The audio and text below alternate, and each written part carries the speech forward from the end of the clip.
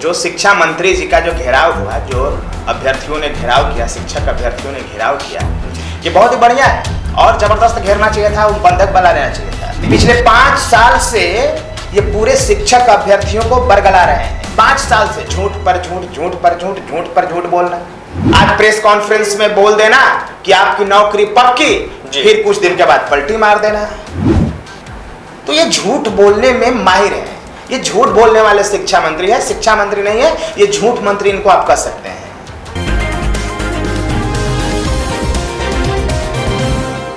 कल आपने एनबीसी के माध्यम से एक वीडियो तो देखा ही होगा। दरभंगा में तमाम जो शिक्षक अभ्यर्थी, उन्होंने बिहार के शिक्षा मंत्री विजय कुमार चौधरी को घेर लिया था। उसके बाद तमाम अभ्यर्थियों ने खूब नारेबाजी की थी। वहीं शिक्षा मंत्री मुर्दाबाद के भी नारे लगे थे। आज हम इस पर बात करेंगे। हमारे साथ बात करने के लिए हमारे स्टूडियो में मौजूद हैं एसटीईटी के मेधावी अभ्यर्थी अनिल, जिस तरीके से आप लोग मांग यह कर रहे हैं कि 7वां चरण का जो बहाली प्रक्रिया है वो स्टार्ट हो जाए, और कहीं ना कहीं देखा जाए तो कल दरभंगा बिहार के शिक्षा मंत्री विजय कुमार चौधरी पहुंचे थे LNMU विश्वविद्यालय में, जहां उनको तमाम बिहार के शिक्षक अभ्यर्थियों ने घेर लिया। कैसे देखते हैं इसको?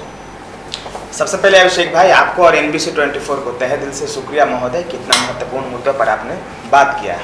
बिल्कुल, जो शिक्षा मंत्री जी का जो घेराव हुआ, जो अभ्यर्थियों ने घेराव किया, शिक्षक अभ्यर्थियों ने घेराव किया, ये बहुत ही बढ़िया है और जबरदस्त घेरना चाहिए था, बंधक बना लेना चाहिए था।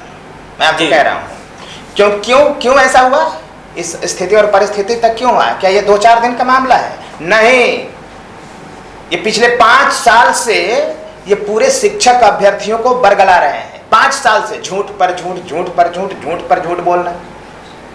आज प्रेस कॉन्फ्रेंस में बोल देना कि आपकी नौकरी पक्की, फिर कुछ दिन के बाद पलटी मार देना।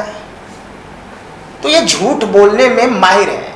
ये झूठ बोलने वाले शिक्षा मंत्री है, शिक्षा मंत्री नहीं है, ये झूठ मंत्री इनको आप कह सकते हैं।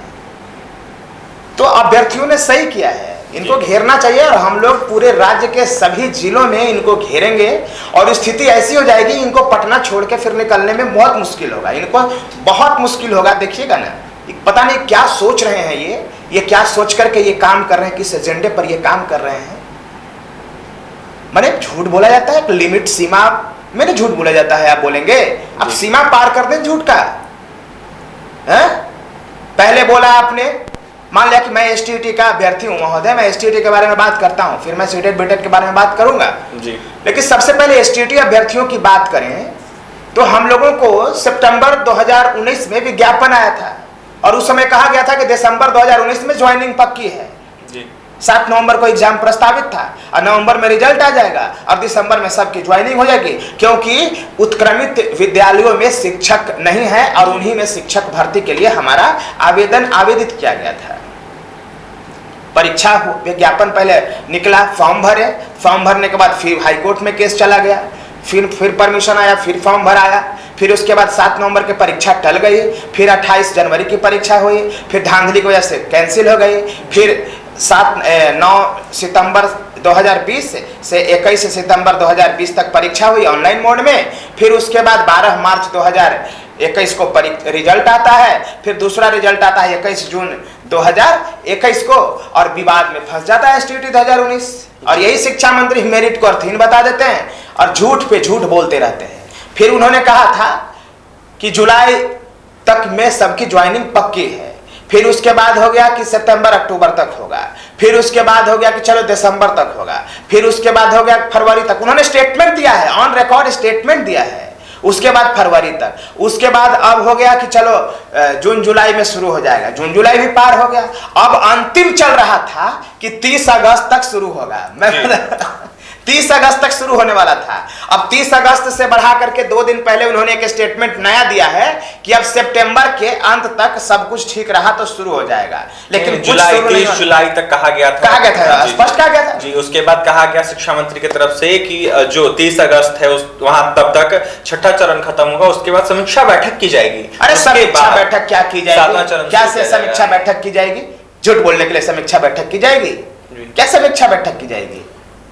झूठ पे झूठ बोल रहे हो आप। 30 जुलाई तक आपने बोला था, क्या समीक्षा बैठक करोगे जी? समीक्षा बैठक क्या करेंगे? आपके सारे पद खाली हैं, 6 से 7 हजार विद्यालयों में एक भी शिक्षक नहीं है। अरे शर्म नहीं आता? क्या समीक्षा बैठक करेंगे ये? अनिल जी, एक सवाल और रहेगा। देखा जाए तो हमेशा कॉलेजों में ही नेताओं को घेर लिया जाता है, बिहार में लगातार ऐसा हो रहा है और इस महीने में ये चीज देखने को ज्यादातर मिल रहा है। देखा जाए तो जेपी नड्डा भी पहुंचे थे पटना विश्वविद्यालय में, वहां पर उनको घेर लिया गया था। और कहीं ना कहीं बीते दिनों की बात कर ले तो बिहार के पूर्व जो शिक्षा मंत्री थे उनको भी घेर लिया गया था। और कहीं ना कहीं अब बिहार के जो शिक्षा मंत्री हैं अभी के, विजय कुमार चौधरी, उनको भी शिक्षक अभ्यर्थियों ने घेर लिया। तो क्या बिहार का शिक्षा व्यवस्था सही नहीं है? क्योंकि देखा जाए तो विश्वविद्यालय हो या फिर कॉलेज हो, वहीं पे घेरा जा रहा है तमाम मंत्रियों को, नेताओं को। देखिए, बहुत ही बड़ा सवाल किया है। विश्वविद्यालय, यूनिवर्सिटीज, आज आप इसके लिए अलग वीडियो हम बनाएंगे, लेकिन कुल मिला के बस इतना ही कह रहा हूं कि knowledge is the power, knowledge is the power, ज्ञान शक्ति होता है। बाबा साहब अक्सर कहा करते थे कि शिक्षा वो शेरनी का दूध है जो पिया वो दहाड़ा है। तो यूनिवर्सिटी कॉलेजेस में कौन होते हैं? पढ़े लिखे लोग होते हैं, पढ़े लिखे बच्चे होते हैं। और जब पढ़े लिखे बच्चे होते हैं तो वो पावरफुल हो जाते हैं, वो डरते नहीं है इस सरकार से, केंद्र की सरकार हो या राज्य की सरकार हो, डरते नहीं है। लेकिन ये गरीब लोग नहीं आवाज उठाएगा ना, जो दबा हुआ है वो लोग आवाज नहीं उठाएगा ना, वो तो डरेगा। सरकार है, हाकिम है, इसके खिलाफ बोलेंगे तो ये तो फिर जेल में डाल देगा। लेकिन हमें तो डर नहीं है ना, हमें तो पता ना है कि शिक्षा मंत्री तंत्र नहीं है, ये मंत्री तंत्र नहीं है, ये लोकतंत्र है। कोनो माँ का दूध नहीं पिया है जो हम लोगों को रोक दे बोलने से। तो बहुत अच्छा किया है अभ्यर्थियों ने जो घेरा है दरभंगा में। अब इस कारवां को आगे बढ़ाना है और सभी विश्वविद्यालयों में इनको हम घेरेंगे और घेर करके इनको हम बताएंगे कि हमारी हैसियत क्या है, हमारी औकात क्या है। ये बहुत गलत कर रहे हैं। अविलंब इनको नियुक्ति की प्रक्रिया प्रारंभ करनी चाहिए, अविलंब, तनिक भी देर किए, अविलंब प्रारंभ करनी चाहिए। और फिर इसकी सीटों की गणना हो जाएगी। सीटों की गणना में कौन सी समस्या है? कोई समस्या नहीं सीटों की गणना में। अनिल जी, एक सवाल और रहेगा। बिहार के जो शिक्षा विभाग के अपर मुख्य सचिव हैं, उनकी बातों से आप लोग आश्वस्त थे, आप लोगों को आश्वासन मिला था और आपने लगातार जो है वो बातें कही थी कि जो अपर मुख्य सचिव हैं बहुत सुलझे हुए इंसान हैं, बहुत अच्छे हैं, लेकिन कहीं ना कहीं वो भी अब कुछ नहीं बोल रहे हैं साथ में। आप बात को समझ नहीं रहे हैं, तब आप जड़ को समझ ही नहीं रहे हैं जी।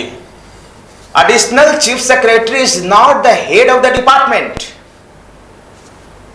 it's not the supreme authority of the department. Minister is the responsible person and minister is the supreme authority of the department, and finally the chief minister. Minister is the head of the department. लेकिन कहीं ना कहीं बिहार के शिक्षा मंत्री कभी कुछ बोलते हैं, कभी कुछ बोलते हैं। तो शिक्षा मंत्री मंत्री रह गए हैं, वो तो झूठ मंत्री हो गए हैं। उनका नाम झूठ मंत्री हो जाना चाहिए। और हम सभी बिहार के शिक्षक अभ्यर्थी, एसटीईटी मेरिट अभ्यर्थियों से निवेदन करता हूं कि मेरे साथियों, इनका नाम बदल के अब झूठ मंत्री कर दिया जाए। ये झूठा मंत्री है, ये शिक्षा मंत्री अब नहीं रहे। विधानसभा के फ्लोर पर ये झूठ बोलते हैं जी।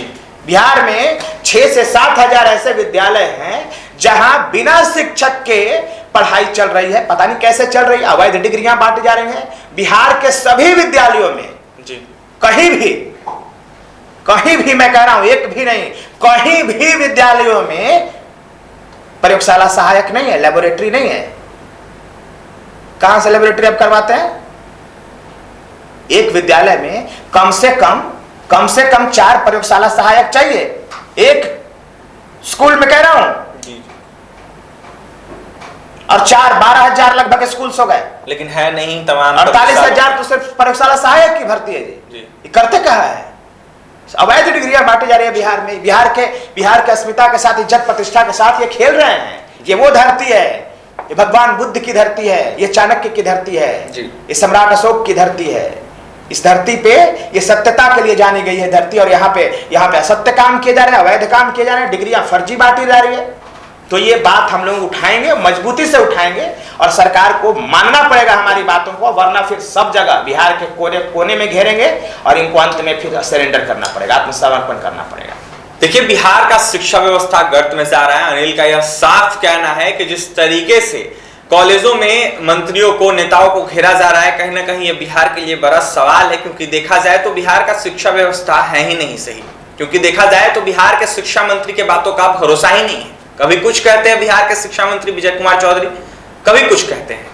वहीं अनिल ने साफ कहा है कि आने वाले दिनों में बहुत बड़ा आंदोलन होगा और ऐसा आंदोलन होगा जो देखने लायक होगा। वहीं अनिल ने यह साफ कहा है कि शिक्षा मंत्री नहीं रहे, झूठा मंत्री हो गए हैं। शिक्षा मंत्री को बिहार के भविष्य से कोई मतलब नहीं है। बिहार का भविष्य बर्बाद हो रहा है। तमाम कॉलेजों में, स्कूलों में सीट खाली है, लेकिन कहीं ना कहीं देखा जाए तो बहाली जो है वो नहीं करवाई जा रही है। शिक्षा मंत्री का हमेशा आश्वासन मिलता है, लेकिन कहीं ना कहीं उनका आश्वासन बस ऐसे ही रह जाता है। फिलहाल अनिल को आपने सुना है, एसटीईटी के मेरिट अभ्यर्थी हैं। और भी तमाम खबरों के लिए NBC 24 मीडिया के साथ बने रहे। हमारे चैनल को सब्सक्राइब करें, पेज को लाइक करें। बहुत बहुत धन्यवाद।